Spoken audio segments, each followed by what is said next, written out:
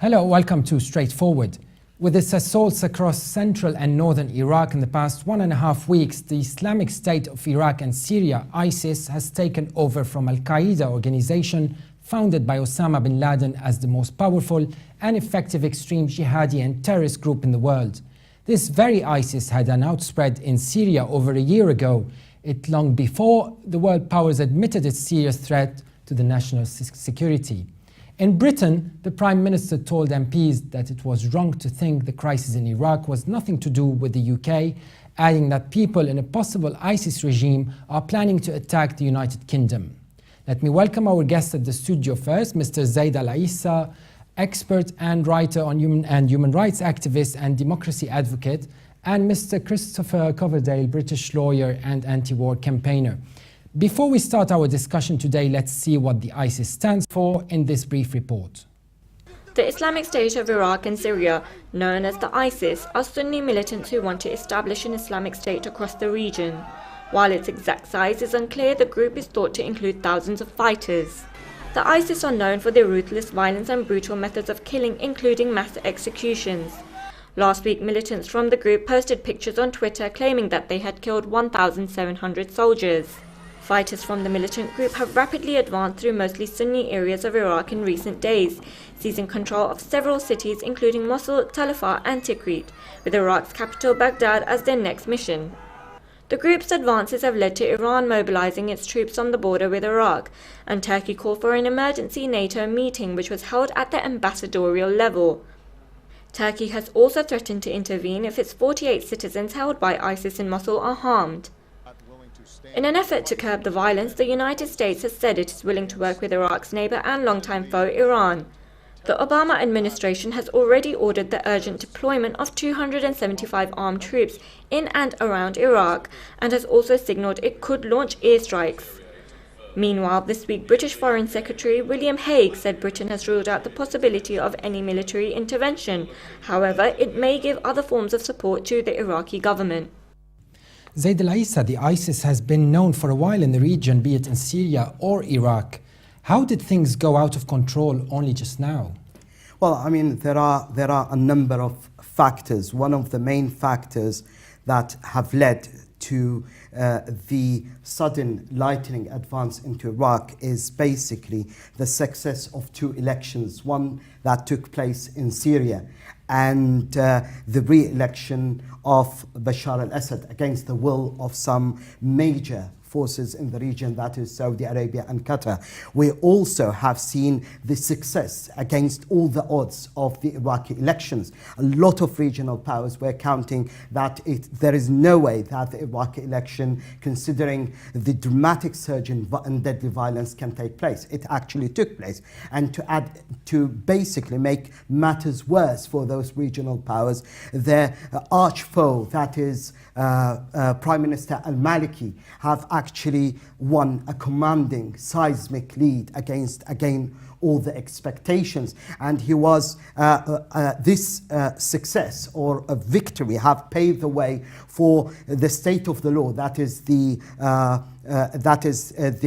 political bloc that he leads, to actually to grow bigger. So that is another reason. But I mean, all in all, we've seen again a major seismic shift from beginning of 2012 to the end of 2012. There was a major emphasis and of this strategy, which is spearheaded by Saudi Arabia and Qatar, to actually push and press for a regime change in Syria. That's why we've seen the arming, the funding, logistical support, and actually even paying salaries, which was confirmed by The Guardian, going to all sorts of Wahhabi Salafi mercenaries converging on Syria. Now, with the spectacular failure of actually toppling the regime in Syria, the leadership in Saudi Arabia have actually moved to have a wider strategy of encompassing and involving Iraq, believing that the major backer, or it is the Iraqi,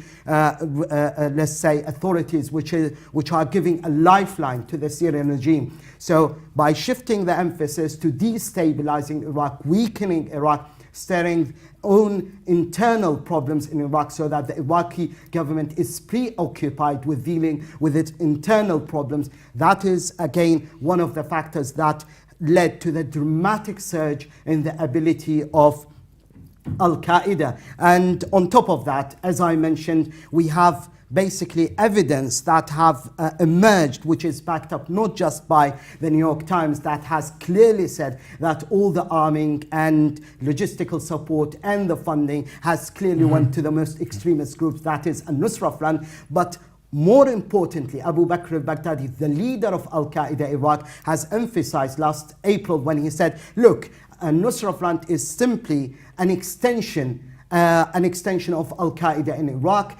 and its leader, Abu Muhammad al-Julani, is one of our foot soldiers. But more significantly, all those resources have been shared between the Nusra Front and Al-Qaeda in Iraq, thereby explaining the dramatic surge in the power, influence, and prowess of both the Al-Qaeda in Iraq, which is named ISIS, and also the Nusra Front. Well, one other aspect, another factor, is actually, if you see, in tandem with all this, we had also what we call the protests, which erupted also at the end of 2012 in order to pave the way and set the stage. Those protests using the violently sectarian antagonistic rhetoric in order to serve as a major recruitment sergeant for Al-Qaeda, to serve as to further reinforce the radicalization and also reactivate what we call the safe havens and sanctuaries. All those factors played into the dramatic surge in the power of ISIS. Now that Mr. Al-Issa has mentioned arming, on his side he mentioned arming the ISIS, let's talk a little bit about arming the Iraqi army. Chris Coverdale, why do you think the US opted not to allow the Iraqi army to elaborate or maybe to acquire arms that are needed for similar situations like that they are facing today? Yes, it's a difficult question in a way, but I think really the underlying issue is that they don't want to just turn the country into civil war, and the possibility, the more arms you put into the situation, the more likelihood there is of different groups springing up, feeling they've got the power with the arms to do what they want to do in their local area, and it causes civil unrest all the way through the country. So I personally believe that this is why there is an immediate reaction with the troops not wanting to fight their own countrymen, and it led to this problem of not fighting. Zaid Al-Issa, according to Gunter Mayer of Mainz University in Germany, the command structure is a key weakness where the officers' ranks are often awarded to friends who have little or no military competence. He's talking, of course, about under al-Maliki's government. Would you agree with Professor Mayer on this occasion? Well, I do believe it could be one of the factors, but it's definitely not one of the major factors. But to pick up on the answer why the Americans have adamantly and defiantly refused to arm the Iraqi army, I do believe that it's a deliberate ploy by the Americans to make sure that they regain their influence in Iraq, which basically after the 2011, and if I go back a little bit, Obama actually had a major change of heart about withdrawing the American forces as the date approached for the agreement to withdraw the forces. He wanted to leave 5,000 to 10,000 forces, but because the Iraqi government, let's say, stood firm, headed by Maliki, he stood his ground and refused, and to add on top of that, there was no way that the parliament would pass a law giving those forces immunity from persecution. That was the requirement, and therefore the Americans had to withdraw their forces. And in order for the Americans to make sure that the Iraqi government will desperately need them and to regain their influence, that's why they were hell-bent on and steadfastly determined not to provide Iraq with the arms. And we're talking here about the army, not militias, the same army that actually have been trained by the Americans. They deprived it and they denied it the sort of the means to protect itself, and also the Air Force, because they wanted to use it as a card to actually regain their influence there and to make sure that the Iraqi government headed by Maliki is taught a lesson never to repeat again, that they cannot do it on their own and they have to rely on these Americans. And now we are joined via Skype by British political activist and blogger David Lowley. Thank you very much for joining the show. Good afternoon. David, you mentioned in a blog that what is happening today in Iraq is undoubtedly a direct result of US and British invasion of Iraq in 2003. Tell us more, why do you believe so? Well, when you look back into just a year later, 2004, there was a massive, great big battle in Fallujah, which is the Sunni part of town over in Anbar province, and where the Americans and so on killed about 4,000 Sunni civilians, and some of them very innocent ones. And not only did that, but they also, using the depleted uranium, affected their drinking water, whereby many children are still being born deformed because of those chemicals the Americans used at the time. So the amount of hatred for the Americans in the western half of Iraq is enormous because of that battle.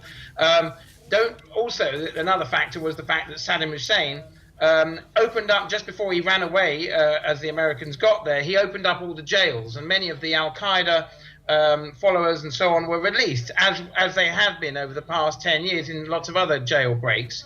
And some of them sprung from that battle in Fallujah as well, and then joined and swelled the forces of Al-Qaida on the Sunni side of town. Sorry, do you want to come in? Yes. David, on the other hand, you write that Prime Minister Nouri al-Maliki has failed to see the obvious antagonistic approach of not inviting the Sunnis to be a part of his administration. How could you blame the US and British invasion when you also believe that the issue is internal?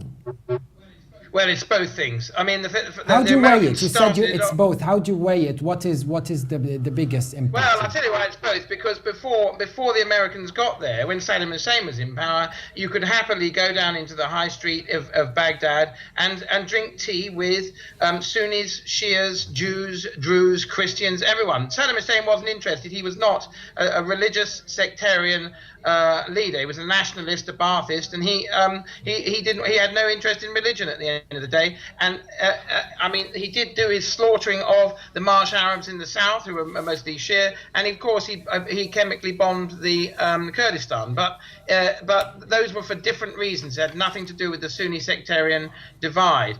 So then when the Americans came along and they had that big battle in Fallujah, admittedly sparked by these Sunnis, they completely flattened the Sunnis, but not so much the Shias. And that started this sectarian divide, which Maliki then made worse by when he came into power, only giving 80% of his government jobs to the Shia and not the Sunnis. You must get your brothers and sisters together. He should have said, okay, my Sunni brothers, I invite you into a parliament with us. Yes. They have been invited into parliament. Can I?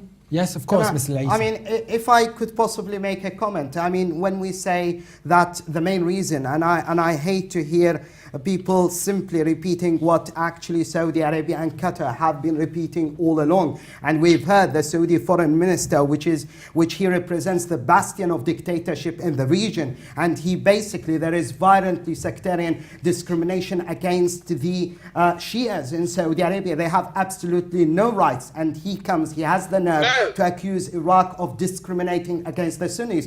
That doesn't hold any water, because if we look at the facts on the ground, we had Al-Qaida in Iraq at 2004 when Maliki wasn't there. We had a prime minister who was a secular, that is Iyad Allawi, and he is currently the head of he was the head of the Iraqi bloc. He's a Shia, but he's a secular, and he led a bloc which is made up entirely with the overwhelming majority of Sunnis. And yet we've seen Al-Qaida occupy, as you said, Fallujah. So they were there. It is the political system that they are against. It is democracy they are against. And that's what is actually the major existential threat that Saudi Arabia finds. People going to the ballot box, casting their ballots. There is peaceful transition of power. And after Allawi, we had Jafari. Again, nothing to do with Maliki. We still had a similar or even a higher rate of suicide attack taking place in Iraq, where the Sunnis were invited. And to talk and say that Sunnis are not invited to share power, David? I have to say that Yes. in Yes. Parliament, I mean, I just in wanna terms say of that, the come in high-profile there, jobs, let we me have in again. a vice president, a deputy prime minister, a finance minister, and 8 more Sunni ministers.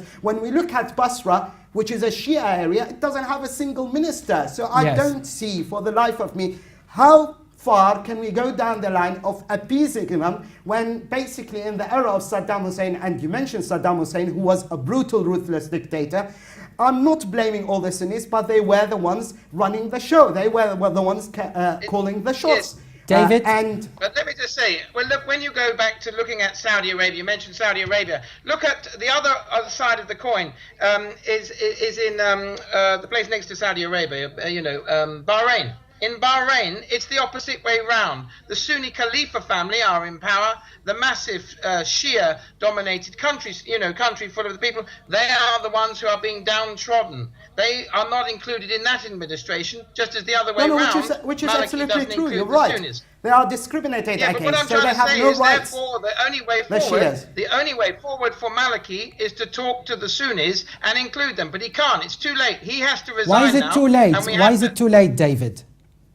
Because it's already done. He's already built up the hatred. He's already managed to alienate and get the hatred by, also taking and putting in prison so many Sunni people who've ever protested against Yes. him and so on. Since I then, mean, this so is- he's blown his. I mean, had this his is chance. just mere propaganda. This is mere propaganda that the Saudis have actually day in and day out have talked about, which is absolutely unfounded. When you talk about Article 4, that is the main contentious point. The Sunnis, that is only the politicians, say we've been targeted with Article 4, which deals with terrorism. Now, let's basically not forget, in 2008, it was Maliki who led his forces to actually go into Basra and tackle the militias who happen to be all Shias head on and apply the Article 4 down to the letter, and we had the strictest implementation, followed by Amara, which is a Shia area, followed by Al-Sadr city. So to say that Article 4 has been targeting unfairly the Sunnis doesn't hold any water. I mean, now we can say that because they were running the show, no matter what jobs you give them, no matter how highly influential, they are not going to accept them because they find them highly inadequate in comparison to actually wielding power in Iraq, and they were the ones that they were running the show. And we have another problem. The leaders of the Sunni population, like Osama Najafi, now you're saying and admitting that the Shias are the majority in Iraq. He actually disputes that and says we are the Sunnis, we are the majority. So that is one main source of the confrontation. We'll get back to this. Chris, do you think that it justifies what David just said via Skype? Do you think it's justified that Maliki should step down just because he did not really succeed in including the Sunni factions in Iraq? But not all the Sunnis are in the ISIS. It's a very difficult question as well. I think Maliki needs to step down because he has lost the support of many of the people. And unless you have tried to create a national entity of Iraq, you've got to have the support of 40, 50, 60% of the people. And Maliki hasn't got that. So I would say it's definitely time that he stood down. David Lowley? No, I just want to say, Chris, let me just put you right about something. The percentage is roughly fairly evenly split. It's about 48% Sunni and about 52%. So he does have 50% of the vote, Maliki. It's the Shia vote he does have. It's the fact that he does have no support from the Sunnis whatsoever. But David, there's a war and people getting killed, that he should now just put his hand up and say, okay, what I need is an Arab force to come in here, an Arab force, a peacekeeping force, to come in here and sort this mess out, but not the Americans. They should be banned from going anywhere near the place. It must be an Arab peacekeeping force, and it must have both 50% and 50% Sunni and Shia. Until the Sunnis and Shias, Iran and Saudi Arabia, talk to each other, these wars will continue. And don't forget, they're run by the crooks, Al-Qaida, the murderers, and the guys who've been let out of jail who run these wars for the two sides in a proxy situation. You must have an Arab peacekeeping force there. I agree with that.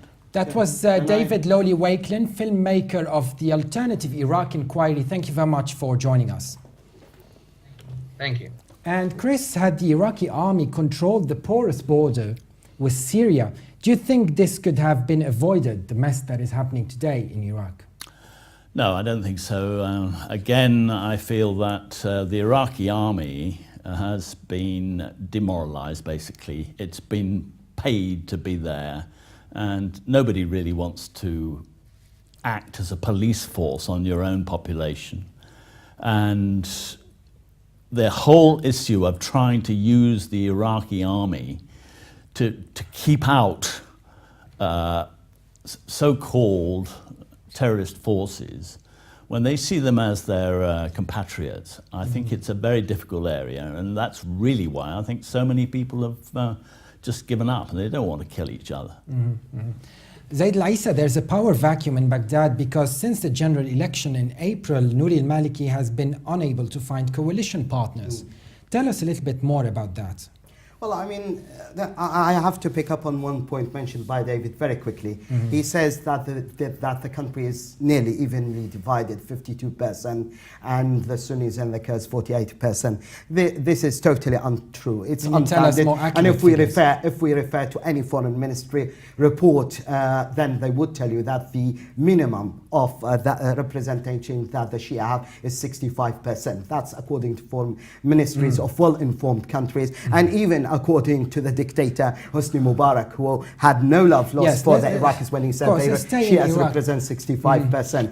Now, going to the point that Maliki should step down, he was elected through democratic means. He had 95 seats, and 720,000 people voted for him in Iraq. And there is a precedent. This is not going to solve a problem. Some people do not remember that in 2006, the Iraqi National Alliance, which is the Shia bloc, were forced, because the Americans were there, by pressure from the Kurds and also pressure from the Sunnis, to actually, they said, and they were adamant that Ja'fari should not be the next prime minister. And the Iraqi alliance, the Shia bloc, relented and they gave way. And actually Maliki came as a replacement of Ja'fari. Now, the same story is repeating itself. Now we're not happy about Maliki. He should go. Why can't the Shia as a majority say we're not happy about Barzani, the leader of the Kurdish region? He wasn't elected, by the way. I mean, he postponed the elections. He gave himself 2 years extra because he refused to go to the polls. So now he has absolutely no legitimacy, and we don't hear any voices in the West calling on Barzani. You are the president of the Kurdish region. You have overstepped your authority according to the Iraqi constitution. You are running a totally independent country. You are here in a major breach of the Iraqi constitution, flagrant violation of the Iraqi constitution. You are exporting oil through an agreement with Turkey and defying the central authority. You have your own army, which is the Peshmerga. But coming back to your question, I mean, if we look at what happened after the election, the state of the law, which is Maliki blocks, had 95 seats. The whole parliament consists of 328 seats. Maliki was well on his way to forming the largest bloc. All you need in Iraq to get to the number, the magical figure, which is 165, in order to form the government. We've seen him getting allies, and he moved to 119. There was an announcement which was imminent by some Sunni forces, which were called the Union of National Forces, Sunni bloc of 40, who basically removed the red line, saying if the National Alliance, which is the Shia bloc, agree on Maliki, then we have no preservations. We're joining, and we're going to form, by the way, not a national unity government that the Saudis have been demanding. And I don't know who on earth gives them the right to meddle in Iraq and dictates what happens in Iraq when they are the bastion of dictatorship, saying that it should be a national unity government. And so he was pressing ahead to forming the majority government. But now we have the attack on Mosul, which has derailed the entire process. And Mr. Al-Issa, religious tensions between the Sunni minority and the Shiite majority are arguably the perfect breeding ground for militias such as ISIS, which destabilize specifically Sunni cities in Iraq. Now, how did Maliki miss the chance to appease Iraq's Sunni minority? Well, I mean, I have to say that we can say that there has been concerted effort there, but you cannot actually deal with politicians who are connected to Saudi Arabia. If we take, for example, Tariq al-Hashimi, who has been handed down now 5 sentences for actually running death squads in Iraq. Yes. He has been received with a red carpet reception by the Saudi foreign minister, by the Qatari prime minister, by Erdogan himself, and they have been emboldening him, encouraging him, inspiring him to defy Iraq. We have politicians like that in Iraq who see their interests outside Iraq or in forming a regional... Chris, do you believe that Mr. Maliki missed the chance to appease the Sunni minority in the country? I don't know, quite honestly. Is it too late to do so? I don't think it's too late, but things have to happen differently. And one of the things that we've got to make sure happens is that we revert back to the rule of law. I've seen too much foreign interference into Iraq's affairs, and we've got to find ways of supporting Iraqis in creating a decent society for themselves, not interfered with by Saudi Arabia, by Qatar, by America, by Britain. It's all these people trying to get a hand into the problem that is causing the problem. And we've got to somehow keep them out, keep all of them out. We will get into foreign policy in the next section. The central government in Baghdad is still officially in control of all parts of the country, but the Sunni and Shia divide and the Kurds is already well advanced. That said, analysts argue there is a real danger that the way things are going in Iraq today are signs that the country could disintegrate. In Iraq, the interests of many countries in the region coincide.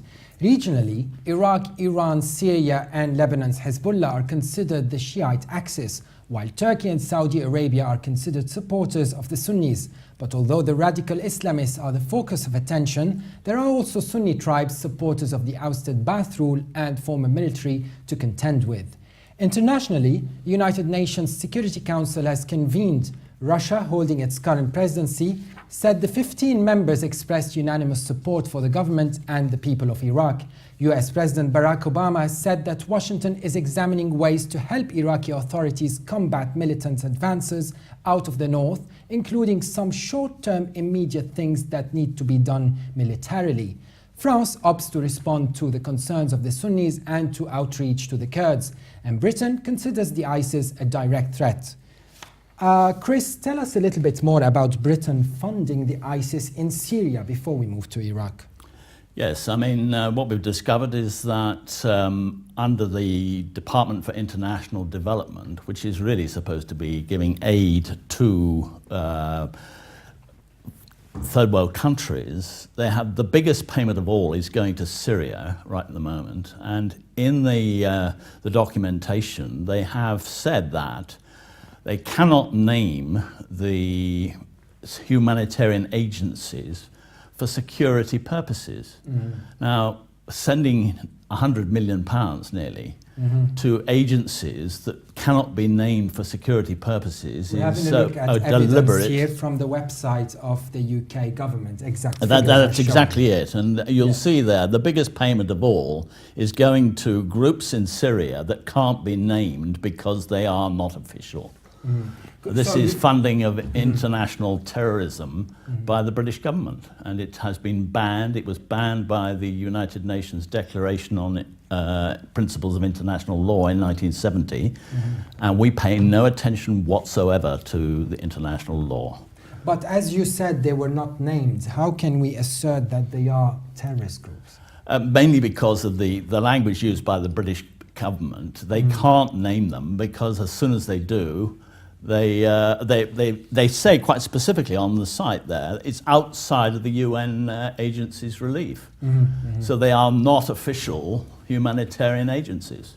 Undisclosed humanitarian Undisclosed agencies. Exactly. And it's a British way of using language to fund terrorism. And Zaid al-Issa, the Wall Street Journal and the Associated Press both reported that the US was already flying unmanned drones over Iraq for intelligence and surveillance purposes.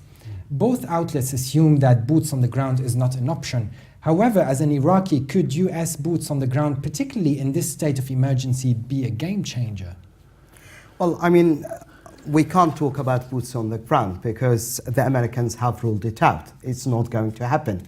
They have been there. They actually withdrew their forces. The matter of giving them immunity from prosecution is still there. They won't be on the ground unless that's given to them. And I don't think that the parliament is in any state now. I mean, the old parliament is gone now. We have a new parliament. We still haven't gone. The first session hasn't commenced, haven't started in the new parliament. So I do believe what the Iraqi officials, have asked for is simply air support. They haven't asked for boots on the ground. They do not want boots on the ground because that would create immense problems, and then we'll basically go back to describing Iraq as an occupied country, and that is something that gave immense pleasure to countries like Saudi Arabia, who described the Iraqi democracy as an occupier's democracy, and they are really frightened that any triumph to any democracy in the region would inspire the insatiable appetite of their own people who went out clamoring for reform and for democratic change and political reform. So I do believe that what's needed is simply strikes at specific targets that, by the way, the Americans have turned a blind eye, and that is even written in the New York Times, Washington Post. They fully knew that the Saudi arms were going to extremist groups, Al-Nusra and Al-Qaida, but they wanted at the time to actually halt the advance or forestall the advance of the Syrian army against what they call moderate elements like the so-called Free Syrian Army, and they actually gave the green light to the Saudis to use the terrorist organization, and that was between 2012 at the beginning till the end, when Al-Nusra Front wasn't declared a terrorist organization. So there was a window of opportunity to arm those terrorist groups that the Americans were happy with. And now let's talk to Jim Brand of Stop the War Coalition. Thank you very much for being on Straightforward. Hi, thank you. Some argue that the ISIS is now coming to Iraq to attack a government allied with its twin enemies, namely the US and Iran. How accurate is this, that Iran and the US have the same enemies on this occasion, while in the case of Syria, the ISIS fighting President Assad's government was not seen as an enemy by the US? No, I don't think it's a very good formulation to say that even in this situation that they have the same enemies. Because the United States, of course, the United States still has an interest in the region, not just an interest. What are these interests? Sorry? What are these interests? Well, I mean, the United States take on, if we call the region as a whole the Middle East, the United States interest for many decades now has been to be the dominant force. Yes. And for example, you go back 30 and more years, they operated mainly through what they called regional influentials. They picked countries that they said would be the countries to back to maintain their interest. Of course, there was Israel, but there was also in particular Saudi Arabia and, of course, at that time, the Shah's Iran.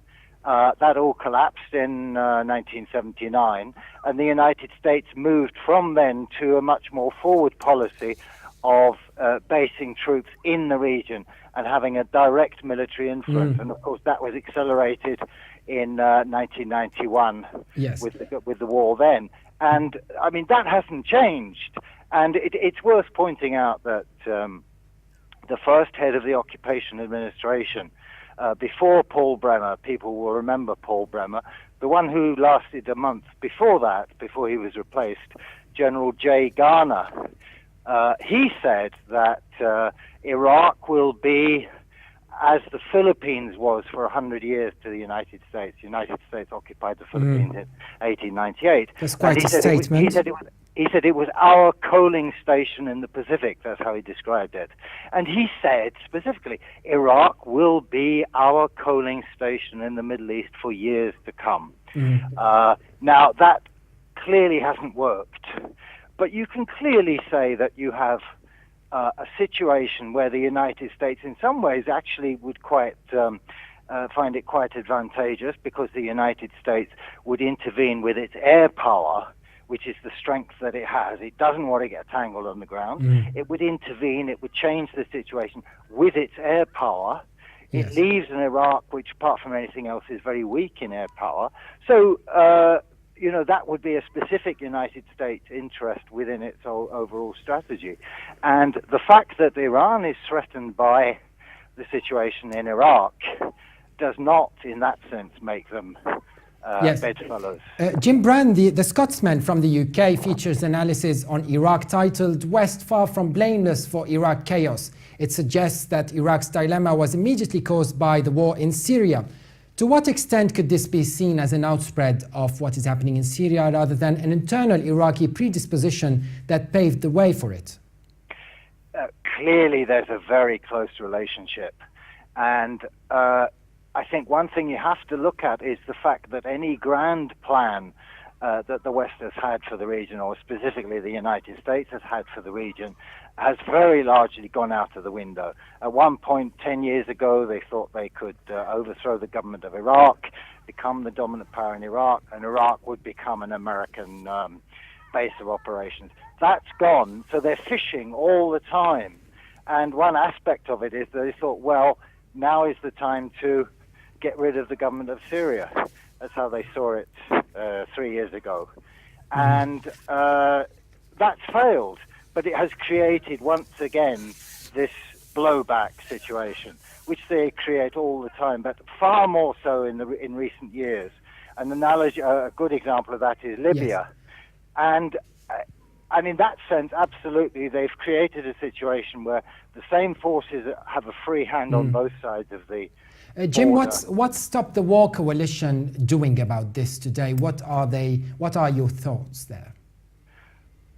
Apart from clearly calling for, we played a very major role in simply stopping Western intervention in Syria last year. It was very, very powerful. You get very few examples in history where putting pressure at exactly the right point produces a result, because there was tremendous doubt within British ruling circles about military intervention in Syria. And when we gathered outside the parliament for the votes, there was only a few hundred of us, but the media actually gave us very serious space, because that section of the establishment that saw reason needed a picture of us to threaten the other section with us, saying these people will come out in their thousands if you intervene. The result is the British Parliament voted against military intervention. British government actually explicitly said we will not intervene militarily, and that directly triggered the result in the United States. So that was a specific example in the case of Syria. Stay with us, Jim. Let's talk to Mr. Chris Coverdale here about intervention as well. Back to President Obama, he said, quote, "some short-term immediate things that need to be done militarily." In your opinion, why is President Obama prevaricating, or to say it in American terms, beating around the bush? Yes, he is prevaricating. One of the important bits underlying it is that more and more people are realizing that bombing innocent people has no effect on the long-term political issues. And I think they understand now they cannot make an effective military intervention into the situation, and they are not really knowing what to do. And they've lost a bit of support certainly from Britain, and so they can't get a whole load of us back into there in a military way. So I personally think they've lost the initiative now. And what do you think of Obama's stance, Jim? I agree with Chris. He knows what he would like to do, but he just cannot find the proper opening in such a way as to seize control of the situation to the advantage of the United States and to regain positions. And that would be his central underlying ambition. And none of the options from that point of view are clear-cut for him. Zaidel, thank you very much, Jim Brand of Stop the War Coalition, for being on Straightforward. Thank you very much indeed. Okay. My pleasure. Zaid al-Issa, in Iraq, the US clearly has no problem helping a government that maintains a close relationship with Iran. That wasn't the case in Syria. How could we explain this, and what's the Iraqi variant that would justify the US stance, so as opposed to Syria, who had the same ISIS fighting there? Well, it's a completely different situation. If you go out and you bomb ISIS, and we are talking about bombing which is pinpoint accuracy bombing against those ISIS who are there on the ground, could be seen, they are basically terrorizing the people there on the ground, burning churches, killing soldiers, as we've seen, instigating and fomenting and pushing Iran towards a fully fledged sectarian war, then you are simply backing up a democratically elected government. You are bolstering that government, and you cannot have it both ways. Deny the Iraqi army, which represents the state, which is a legitimate state, the means to defend itself, and tell us, no, we're not going to give you the air power, and at the same time basically refuse to adhere to an agreement, which is the strategic agreement between Iran and America, and back up the Iraqi army, which is a legitimate government. If we look at Syria, on the other hand, the intention was simply punishing a legitimate government which had the support of the people, as we've seen in the election, people turning out and backing their own government in an election, bombing this very legitimate government in favor of what? In favor of what people now agree, that there are terrorist organizations, namely Al-Nusra Front, Al-Qaida also in Syria, and they are at the forefront spearheading the onslaught against a legitimate government. So you will be taking action on behalf and turning the states, America and the Western world, into an air force defending terrorist organizations, and there is no clear blue water between those terrorist organizations and what they call moderate elements or the Free Syrian Army. We've seen those groups actually changing sides, swapping allegiance to the highest bidder, and they are financed and backed by the bastion of dictatorship in the Arab world, which is Saudi Arabia. Chris, let's move back now to the UK, where Prime Minister David Cameron said the ISIS is a direct threat to Britain. He said, quote, the UK exports more young men to become jihadis in Europe more than any other country in Europe. But when it comes to taking action in relation to this, he mentioned being, quote, intelligent in interventions that we make, unquote. Do you think the Prime Minister meant by intervention an internal control of traffic into and out of Iraq so as to protect UK soil, or did he mean intervention in Iraq? Military intervention, you mean? Yes. Yeah. No, I think since last year they have decided that military intervention is nothing they can get involved with. The British public are really against it now. But so in terms of the intervention he's talking about, I'm not quite clear. Certainly when you start to look at the financial figures and things, they are trying to manipulate the commercial situations, the support for different groups at different times, secretly, and quite honestly, what goes on in diplomatic circles, I don't know, and I'm not happy with it at all. Trying to intervene in another person's affairs, another country's affairs. We will talk now to British politician David Sylvester. Welcome to Straightforward. Thank you.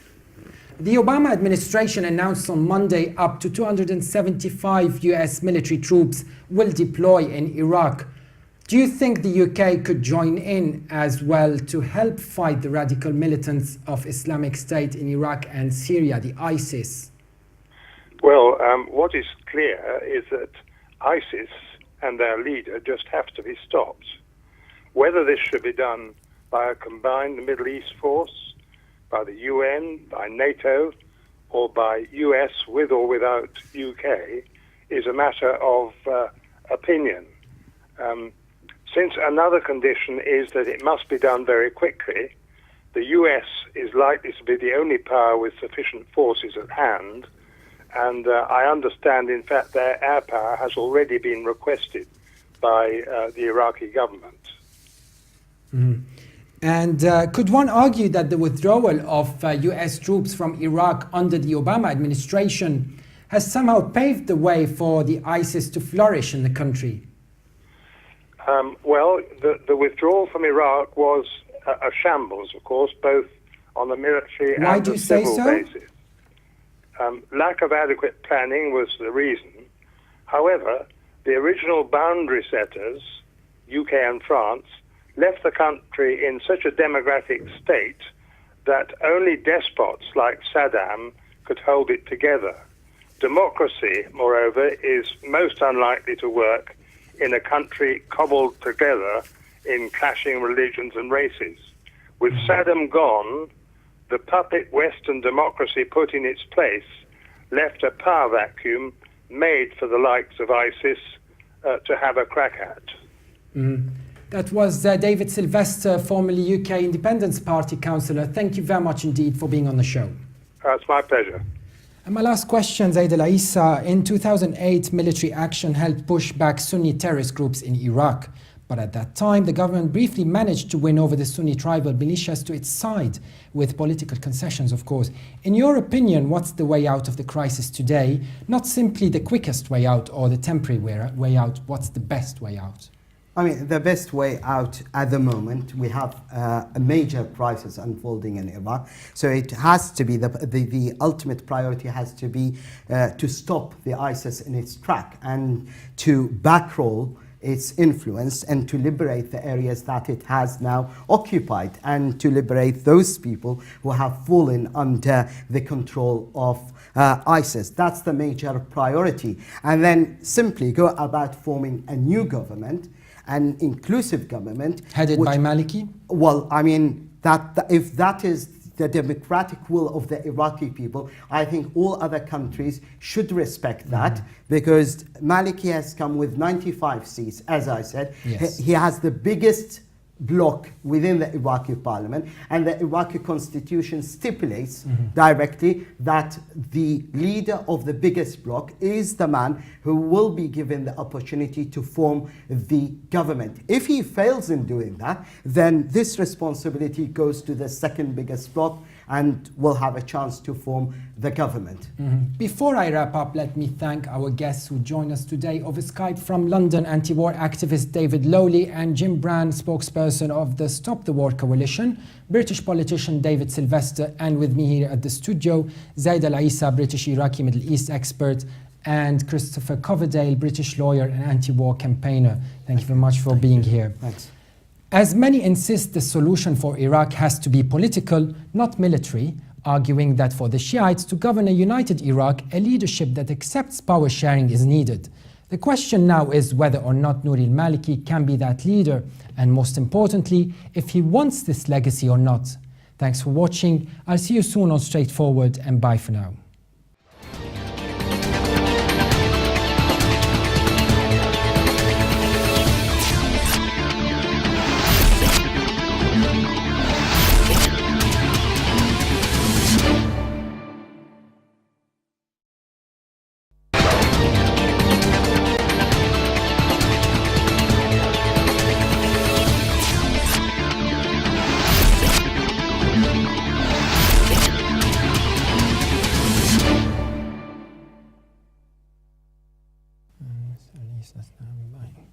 Hello, welcome to Straightforward.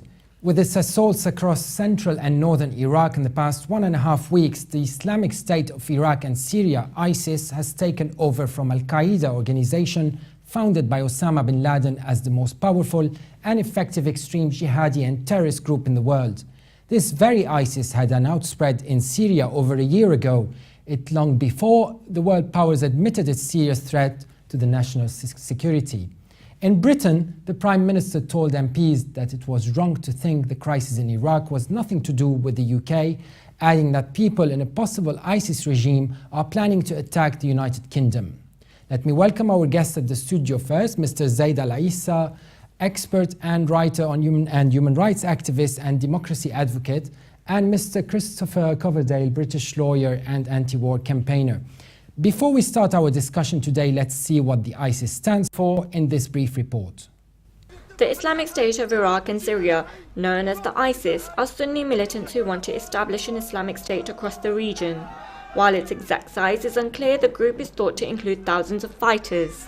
The ISIS are known for their salaries, which was confirmed by The Guardian, going to all sorts of Wahhabi Salafi mercenaries converging on Syria. Now, with the spectacular failure of actually toppling the regime in Syria, the leadership in Saudi Arabia have actually moved to have a wider strategy of encompassing and involving Iraq, believing that the major backer, or it is the Iraqi, let's say, authorities which are giving a lifeline to the Syrian regime. So by shifting the emphasis to destabilizing Iraq, weakening Iraq, stirring own internal problems in Iraq, so that the Iraqi government is preoccupied with dealing with its internal problems. That is, again, one of the factors that led to the dramatic surge in the ability of Al-Qaida. And on top of that, as I mentioned, we have basically evidence that have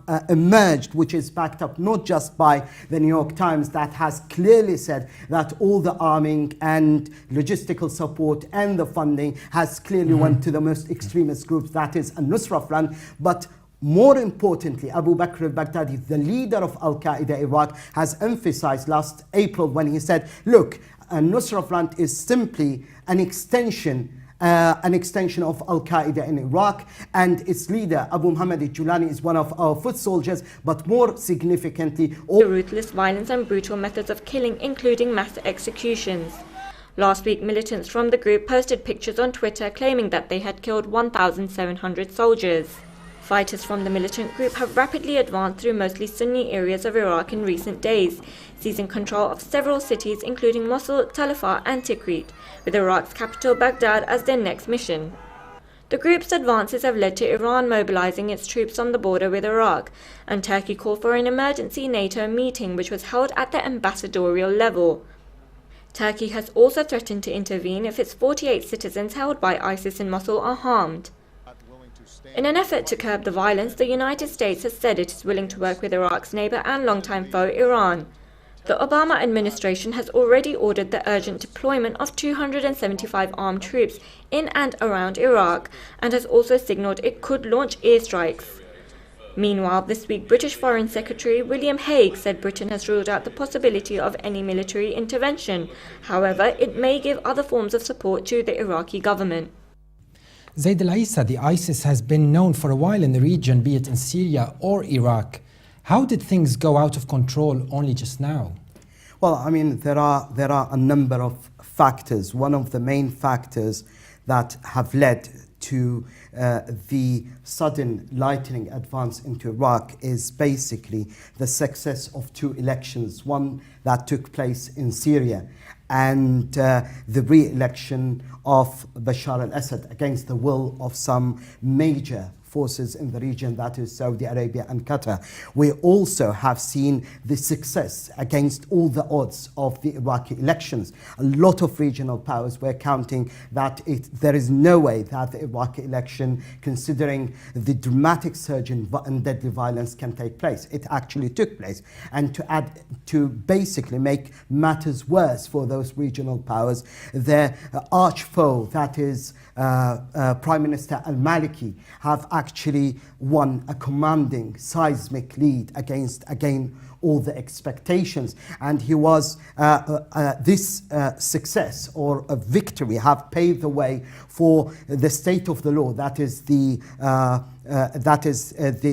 political bloc that he leads, to actually to grow bigger. So that is another reason. But I mean, all in all, we've seen again a major seismic shift from beginning of 2012 to the end of 2012. There was a major emphasis and of this strategy, which is spearheaded by Saudi Arabia and Qatar, to actually push and press for a regime change in Syria. That's why we've seen the arming, the funding, logistical support, and actually even paying. All those resources have been shared between the Nusra Front and Al-Qaida in Iraq, thereby explaining the dramatic surge in the power, influence, and prowess of both the Al-Qaida in Iraq, which is named ISIS, and also the Nusra Front. Well, one other aspect, another factor is actually, if you see, in tandem with all this, we had also what we call the protests, which erupted also at the end of 2012 in order to pave the way and set the stage. Those protests using the violently sectarian antagonistic rhetoric in order to serve as a major recruitment sergeant for Al-Qaida, to serve as to further reinforce the radicalization and also reactivate what we call the safe havens and sanctuaries. All those factors played into the dramatic surge in the power of ISIS. Now that Mr. Al-Issa has mentioned arming, on his side he mentioned arming the ISIS, let's talk a little bit about arming the Iraqi army. Chris Coverdale, why do you think the US opted not to allow the Iraqi army to elaborate or maybe to acquire arms that are needed for similar situations like that they are facing today? Yes, it's a difficult question in a way, but I think really the underlying issue is that they don't want to just turn the country into civil war, and the possibility, the more